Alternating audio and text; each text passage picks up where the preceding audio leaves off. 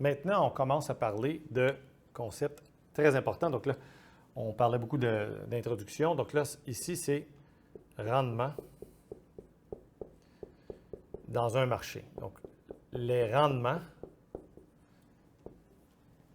et les prix des actifs financiers. Quel est le lien entre les rendements et les prix? Alors ça, ce concept-là, c'est quelque chose qui cause beaucoup de confusion. Okay? Donc, il faut démêler ça.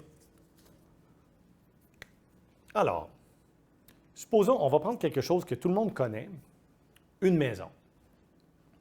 J'achète une maison.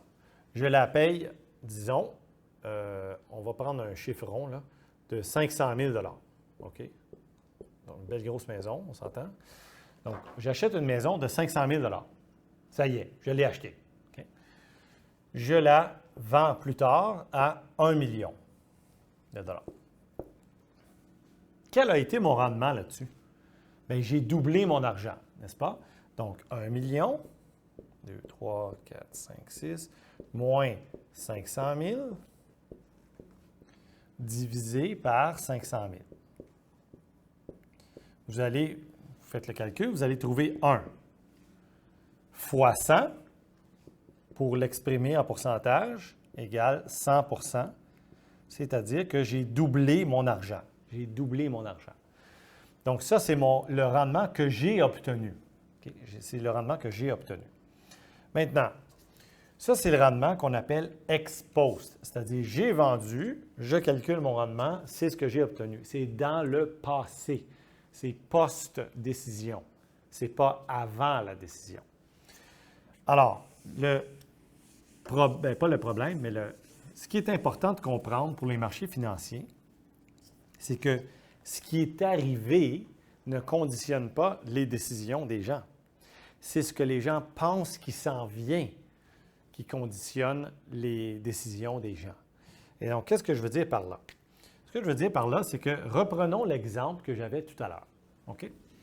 Et je vais prendre 500 000 encore une fois comme la valeur de marché de la maison que je n'ai toujours pas achetée, mais que je pense acheter. Je me dis, peut-être que je vais acheter cette maison-là.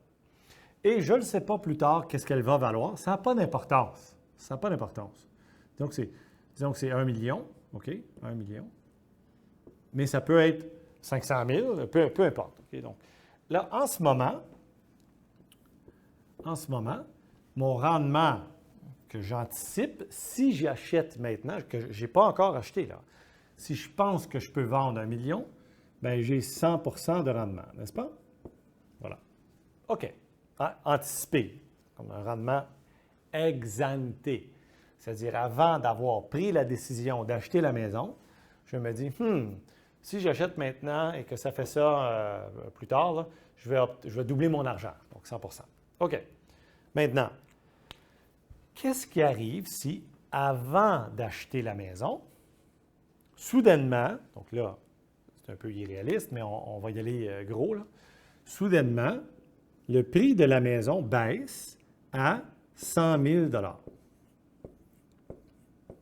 Bon, là, c'est super exagéré, là, on s'entend, là, on ne verra jamais ça, là, mais disons, là, OK, vous allez voir pourquoi je fais ça. Et que là, j'achète la maison. Bien, si le prix futur n'a pas changé, et donc là, c'est important, les anticipations pour le futur, ce que je vais obtenir dans le futur, évidemment, mais si le prix futur n'a pas changé, donc toutes choses égales par ailleurs, quel est mon rendement maintenant? Bien, mon rendement maintenant, c'est x 10. Je pense que je vais obtenir 10 fois plus de rendement qu'avant et non 2 fois plus de rendement qu'avant. Ça, c'était x 2, n'est-ce pas? X 2 ici. Incroyable!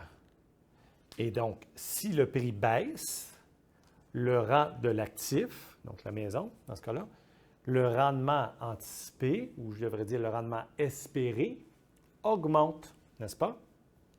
Et donc, c'est la leçon la plus fondamentale des marchés financiers. Lorsque le prix des actifs baisse, les rendements espérés augmentent. Okay? Donc, lorsque le prix des actifs baisse, les rendements espérés augmentent. Et de la même façon, évidemment, j'aurais pu faire le même exercice, n'est-ce pas, mais dans l'autre sens. Donc, si le prix des actifs augmente, donc supposons qu'il augmente à 1 million de dollars avant même que j'ai acheté. Le prix spot, le prix en ce moment dans le marché, il augmente à 1 million. Je dis, oh, merde! Là, c'est soudainement 1 million au lieu de 500 000, puis je pense que le prix futur est inchangé. Alors, j'anticipe ne pas faire de profit maintenant, n'est-ce pas? C'est de 1 million à 1 million. La hausse de prix a engendré une baisse de rendement. Donc, prix et rendement dans les actifs vont en sens opposé. Baisse de prix veut dire rendement espéré avant d'avoir acheté. Donc, baisse de prix veut dire rendement espéré si j'achète maintenant au prix plus bas, meilleur rendement. Et si, avant d'avoir acheté, maintenant le prix augmente et maintenant j'achète, bien là, je vais avoir un pire rendement, un moins bon rendement.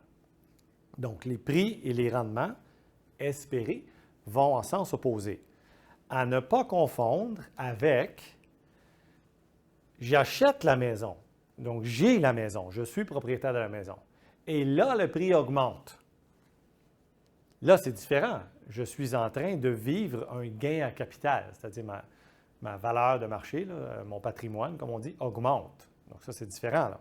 Je l'ai déjà acheté. C'est ex post. La décision a été prise déjà et je l'ai dans mes poches, si on peut dire, là, la maison. Et donc, la même chose va pour tous les actifs en général, que ce soit des actions et autres actifs financiers. Lorsque les prix augmentent d'un actif, là, les rendements espérés diminuent. Donc, des prix très élevés, considérés là, très élevés, veut dire que les rendements espérés sont faibles. Et des prix très bas veut dire que les rendements espérés sont généralement meilleurs. Donc, suite à une grosse crise économique, prenons ça, là. Il y a une grosse crise économique, grosse récession, tout ça, ça va super mal. Les prix à la bourse là, ont crashé complètement.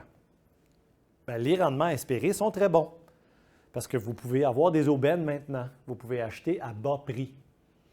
Si, par contre, tout le monde est euphorique, puis tout le monde est en train d'acheter, puis ça fait 10 ans que les prix augmentent, puis tu sais, les profits commencent ils sont bons quand même, mais ils n'augmentent pas autant qu'avant, bien là, il y a moins d'espace pour plus de rendement à venir parce que les prix sont trop élevés.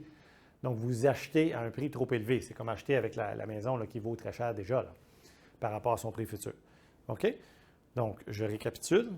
Prix des actifs et rendement espéré vont en sens opposé.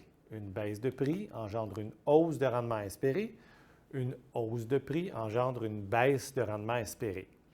Et les rendements espérés sont ce qui conditionne les décisions d'achat et de vente d'actifs, okay, dans une large mesure. Il y a autre chose, là, le risque perçu, plein d'autres trucs, là, mais ça, c'est un élément fondamental qu'il faut vraiment comprendre. OK? Donc, prix des actions et rendement, prix des actifs financiers en général et rendement espérés vont en sens opposé. OK.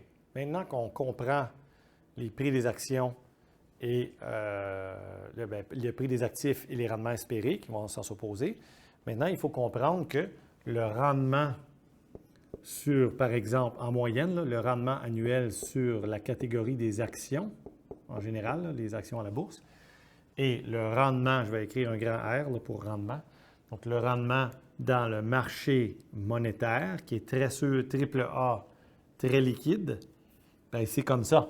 C'est-à-dire qu'il y a un écart. Plus c'est risqué, plus le rendement doit être élevé. Ou on peut le dire autrement, plus c'est risqué, moins il y a de demandes pour ces trucs-là, plus les prix sont bas, plus les rendements espérés sont élevés. Quand j'écris R ici, je veux dire, donc c'est sous-entendu là, que c'est rendement espéré à venir. Okay? Le rendement du marché monétaire, c'est toujours le plus bas de tous les rendements parce que c'est le marché le plus sûr. Il n'y a jamais de défaut de paiement, c'est très, très liquide, etc. C'est des courtes maturités. Donc, ça, c'est l'autre chose. Donc, en général, les rendements donc, en général, ça ressemble à ceci. Les rendements risqués sur les actifs risqués, les pays risqués aussi, donc les pays plus risqués, sont plus élevés que les rendements sans risque. ou presque sans risque. OK? Donc, c'est vraiment comme ça. Alors, l'écart ici, on appelle ça un écart de rendement. Donc, les pays, les actifs risqués, comme la bourse, les actions, vont être ici et le marché monétaire va être là. Les pays plus risqués en général, si vous regardez d'ailleurs, vous comparez par exemple le taux d'intérêt moyen sur les hypothèques, les prêts auto, les prêts commerciaux, le taux du financement pour le gouvernement fédéral là, quand il emprunte. Tout ça, du Canada et de certains pays d'Amérique latine, par exemple, donc Mexique, par exemple, vous allez trouver que le Canada paye toujours moins en général. Là. Les taux sont plus bas. C'est parce qu'il y a moins de risques que les taux sur certains pays d'Amérique latine et autres pays. Okay? Donc, c'est toujours comme ça. Donc, il y a plus c'est sans risque, plus le rendement est bas en moyenne, plus c'est risqué, plus le rendement doit être élevé pour compenser le risque pris. Je pense que ça va sans dire. Donc, en général, ça suit ça. Donc, vous avez actions ici. Et là même, entre les actions, il y a différentes catégories, n'est-ce pas? Les actions de Microsoft sont moins risquées que les actions de petites compagnies un peu moins connues, là, ce qu'on appelle les penny stocks. Et vous avez aussi, évidemment, en général, plus de risques à long terme, en général, qu'à court terme. Si je vous prête de l'argent pour une semaine, je suis assez sûr de revoir mon argent. Si je vous prête de l'argent pour 10 ans, ça se peut que vous disparissiez puis que je vous entende plus jamais parler de vous, et ainsi de suite. Et donc, le long terme a toujours plus de risques que le court terme. C'est pour ça qu'il y a généralement des rendements plus élevés dans le long terme que dans le court terme. OK? Et donc, ces écarts-là ne sont pas fixes à travers le temps. Donc, à chaque jour, à chaque mois, à chaque année, il y a des changements dans les écarts. Donc, pour comprendre ça, il faut ajouter là, quelques concepts dans les écarts de rendement qu'on appelle pour bien interpréter les écarts de rendement. Mais en gros, l'idée principale, c'est ce que je viens d'expliquer. Okay? Donc, il y a des écarts entre les court terme, long terme, risqué, pas risqué en général, et le plus risqué est plus élevé que le moins risqué en termes de rendement espéré ou parfois appelé aussi ex ante. Okay? Ex ante.